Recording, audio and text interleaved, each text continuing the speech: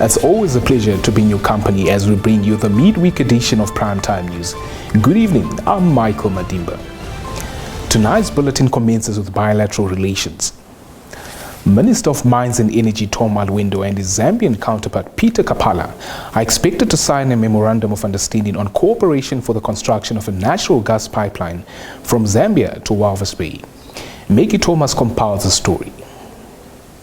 State-run Zambian News and Information Service quoted Kapala as saying that the agreement will be signed this month and that the gas will be used for power generation, while an oil pipeline will help reduce the cost of petroleum products in the southern African nation.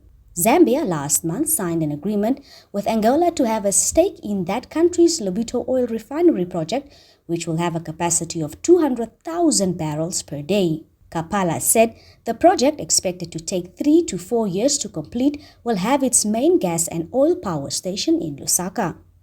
Meanwhile, members of the newly elected German Bundestag are in Namibia to improve bilateral relations and to implement a memorandum of understanding signed by the two institutions. Let's get more from this report. A statement by the National Assembly on Tuesday said the group has met with the Speaker Peter Kachavivi and Secretary to the House Lydia Kandetu to discuss their current MOU and their bilateral relationship. The statement read, Michelle Montefiore, chairperson of the Southern African Development Community, SADC Parliamentary Friendship Group, reaffirmed the group's commitment towards deepening and strengthening parliamentary bilateral relations. They plan to work together on parliamentary administration, digitalization, research, participatory democracy, and strengthen oversight. For Nampa TV, Linnea Dishena. Moving on. The Bank of Namibia on Tuesday cautioned members of the public to be aware of counterfeit banknotes which might be in circulation. Mulisa Simiasa filed this report. In a joint media statement issued with the Namibian Police Force, Bank of Namibia advised the public to verify banknotes in their possession. This can be done, amongst others, carefully checking the color, see-through features, watermark, multicolored security thread, and the glossy print on the banknotes, as well as by filling the raised prints, especially on the words Bank of Namibia, the main portraits, and the braille dots for the visually impaired. This follows the arrest of 3 suspects in Windhoek on the 29th of September, while they were allegedly busy manufacturing fake banknotes at a shop in the capital. This statement said the counterfeit notes which were found in their possession at the shop in Katutura were confiscated in addition to the machine they were using. These suspects, 2 Namibians and 1 Rwandese, appeared in court in Windhoek on the 30th of September, and police investigations continue. On to the Zunjupa region. 2 men arrested on Thursday last week at Okwapa village for the alleged theft of 49 stolen cattle were on Monday denied bail in the Kakarara Magistrates Court. More from this report. Okotora Muhipa, 49, and Sharipara Sheripo Shihara, 38, were arrested after allegedly being found with the 49 stolen heads of cattle with a market value of 450,000 Namibian dollars. The accused indicated to the court their desire to apply for legal aid. Prosecutor Ajana Pembe, representing the state in the matter, said she objected to any granting of bail, as Muhapa especially has a pending stock theft case of November 2019 from which he was out on bail. The duo was then denied bail by the magistrate. Muhapa and Shihara allegedly stole the 49 cattle in grazing land located approximately 20 kilometers from where they were found at Okwapa village in the Okamatapati area. The Namibian Police Force said the recovered cattle were on Friday handed over to the 57-year-old owner. When we return, new Lotteries Act stirs up unhappiness.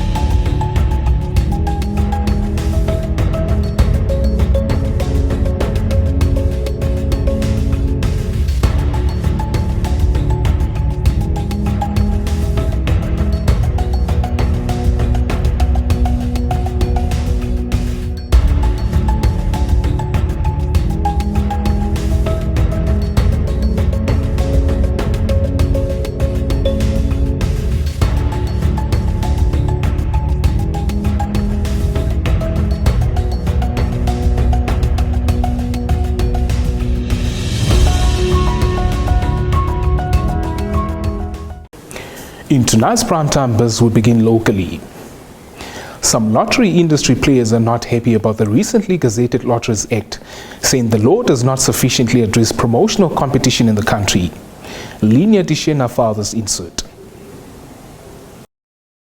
The Lotteries Amendment Act of 2017 came into force on 1st December 2021, aimed at regulating the industry effectively and ensuring that the sector is kept crime-free while revenue to the state is being generated to support social welfare and upliftment. Speaking at the Public Consultative Awareness meeting here on Tuesday, Rudy Pata, General Manager for Avani, said the law has omitted a section that addresses the operations of promotional competition in the country by companies, which has now forced entities to halt their promotional activities or act as benevolent societies. Pata stressed that the amended act in its current design is by default making existing activities illegal, stressing that the act now turned every promotional device illegal, a move which has far-fetched impact on the lucrative industry. The Lotteries Board Secretariat James Einberg affirmed that the omission in the legislation addressing the operation of promotional competition was an oversight by the legal drafters, Minister, Cabinet and Parliament. For Nampa TV, Linia Dishena. The Retirement Fund Solutions has officially changed its name to Retirement Fund Solutions Administrators in order to comply with the Financial Institutions and Markets Act regulations. Shelva Wills filed this insert.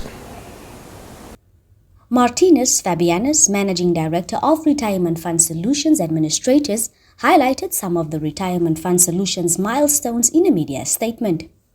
He stated that Retirement Fund Solutions established the Benchmark Retirement Fund in January 2000 and that NAMFISA, the regulator of pension funds, was established out of a directorate in the Ministry of Finance during Retirement Fund Solutions' tenure. He also stated that the industry has seen a lot of consolidation, with new entrants struggling to survive and mergers and takeovers among competing industry service providers. Insurance companies were once the dominant service providers to pension funds, but that is no longer the case.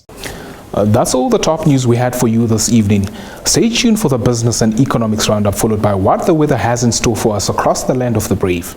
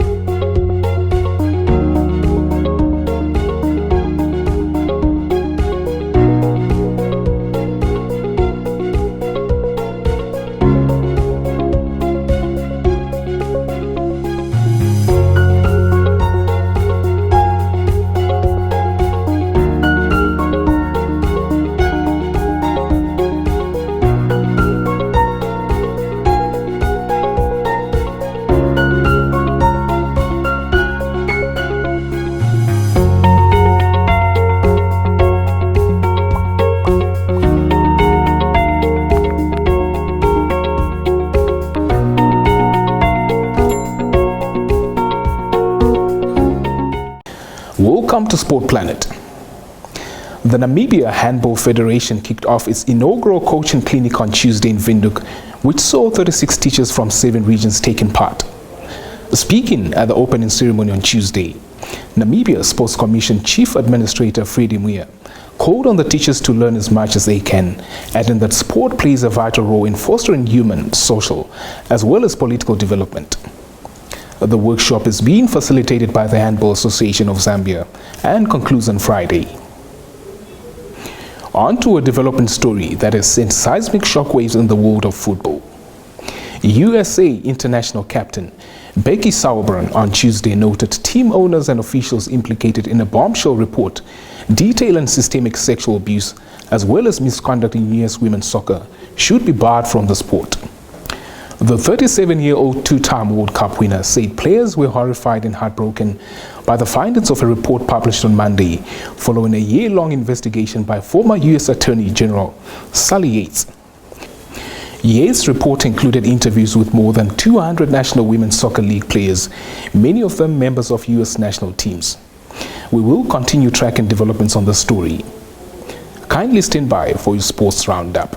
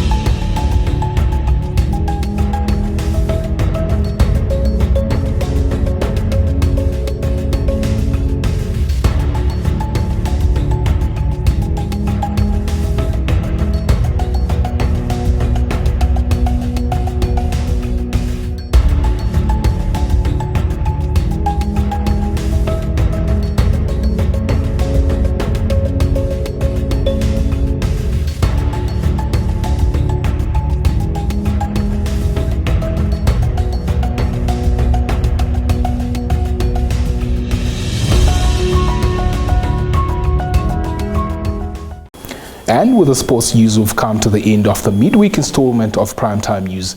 Many thanks for watching. Do make a date with us tomorrow for the Thursday edition. From myself, Michael Madimba, and the crew that ensures this bulletin is put together, that's good night.